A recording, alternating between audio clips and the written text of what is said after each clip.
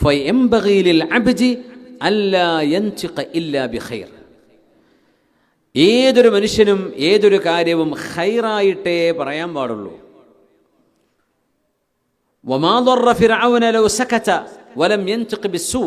ഫറോവ മിണ്ടാതിരുന്നെങ്കിൽ, അവൻ മോശപ്പെട്ട കാര്യങ്ങൾ പറയാതിരുന്നുവെങ്കിൽ അയാൾക്ക് ഉപദ്രവമൊന്നും വരില്ലായിരുന്നു. പക്ഷേ വലാകിൻ മൻ കുതിബ അലൈഹി ശഖാ അസ്വാബതുഹു സിഹാമുഹു വനാലതുഹു അസ്ബാബുഹു. പക്ഷേ പരാജയം തനിക്ക് വേണമെന്ന് വിളിച്ചു വരുത്തിയ ഒരാൾ, അയാളുടെ നാവിൽ നിന്ന് അങ്ങനെ വന്നുപോയി, എനിക്കൊരു ഉപകാരവും ഈ കുഞ്ഞിന് വേണ്ടാന്ന്.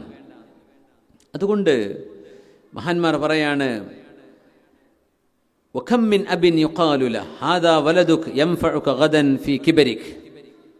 മക്കളുള്ള വാപ്പമാർ കേൾക്കുക, ഏതെങ്കിലും ഒരാൾ പറയാണ്, ഇത് നിങ്ങളുടെ മോനല്ലേ, വലുതായി വന്നാൽ നിങ്ങൾക്ക് ഉപകാരപ്പെടുമല്ലേ എന്ന് പറയുമ്പോൾ ചില വാപ്പമാർ പറയും, ലാ, ഓനെ കൊണ്ട് ഉപകാരം കിട്ടുമെന്ന് എനിക്ക് തോന്നുന്നില്ല.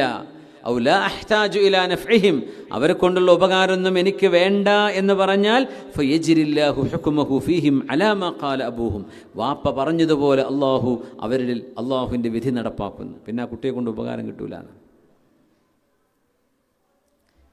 അതുകൊണ്ട് പറയുമ്പോൾ ശ്രദ്ധിച്ചു പറയണമെന്ന്. നമുക്കൊരു പക്ഷേ അപ്പം ദേഷ്യമുള്ള സമയമായിരിക്കാം.